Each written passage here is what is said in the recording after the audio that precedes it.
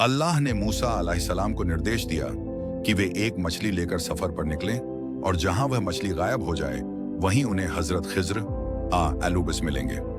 मूसा अलैहिस्सलाम अपने एक साथी यशुआ बिन नून के साथ सफर पर निकल पड़े।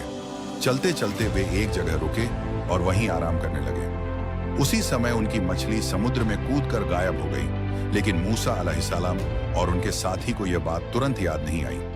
जब आगे जाकर उन्हें याद आया तो वे वापस उसी जगह लौटे और वहीं पर उन्होंने हजरत खिज्र अलैहिस्सलाम को पाया।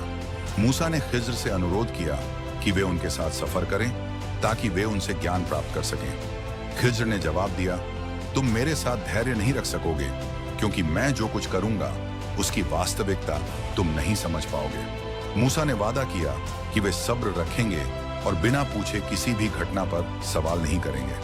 खिज्र ने उनकी बात मान ली, लेकिन शर्त रखी कि वे तब तक कोई सवाल नहीं करेंगे जब तक वे खुद उन्हें न समझाएं। सफर के दौरान वे एक नदी किनारे पहुंचे जहां कुछ गरीब मछुआरों की नाव थी। मछुआरों ने बड़े आदर से उन्हें अपनी नाव पर बैठा लिया और बिना किसी इनाम के नदी पार कराने लगे। मगर जैसे ही नाव बीच नदी में पहुंची, खिज्र ने नाव के एक हिस्से में छेद कर दिया। ये देखकर मूसा से रहा नहीं गया और उन्होंने कहा, आपने उन गरीब लोगों की नाव को क्यों नुकसान पहुंचाया? वे तो हम पर मेहरबान थे। खिज्र ने उन्हें याद दिलाया कि उन्होंने बिना सवाल किए सब्र करने का वादा किया था।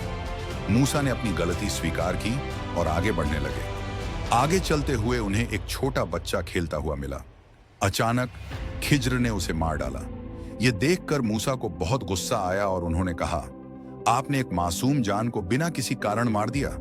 यह बहुत ही बुरा काम है। खिज्र ने फिर उन्हें याद दिलाया कि उन्होंने धैर्य रखने का वादा किया था।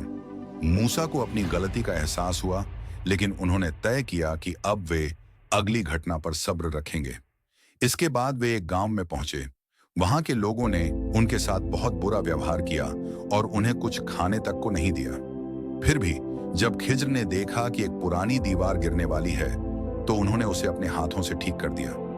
मूसा से फिर नहीं रहा गया और उन्होंने कहा, इन लोगों ने हमें कुछ भी नहीं दिया, फिर भी आपने उनके लिए दीवार ठीक कर दी। आप चाहते तो इसके बदले कुछ मजदूरी मांग सकते थे। खिज्र अलैहिस्सलाम ने कहा, अब हमारा सफर खत्म होता है क्योंकि तुमने बार बार सब्र न करने की गलती की। अब मैं तुम्हें इन घटनाओं की हकीकत समझाता हूँ। नाव में छेद करने की वजह वह नाव गरीब मछुआरों की थी। इलाके का एक जालिम राजा जबरदस्ती लोगों की अच्छी नावें छीन रहा था। अगर नाव में छोटा सा नुकसान होता तो राजा उसे छोड़ देता।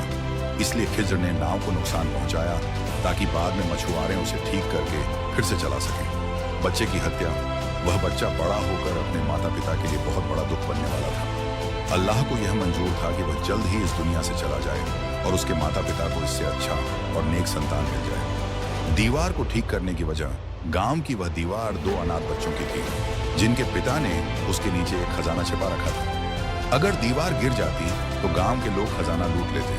अल्लाह चाहता था कि वे बड़े होकर खुद अपना खजाना निकालें, इसलिए खिज्र ने दीवार को गिरने से बचा लिया। इसके बाद हजरत खिज्र ने मूसा अलैहिस्सलाम से विदा ली। इस सफर से मूसा अशनानास ने यह सबक सीखा कि अल्लाह की मर्जी के पीछे बहुत बड़ी हिकमत होती है जिसे हर कोई नहीं समझ सकता। कभी कभी कोई चीज हमें गलत लगती है, लेकिन असल में वह हमारे लिए अच्छी होती है।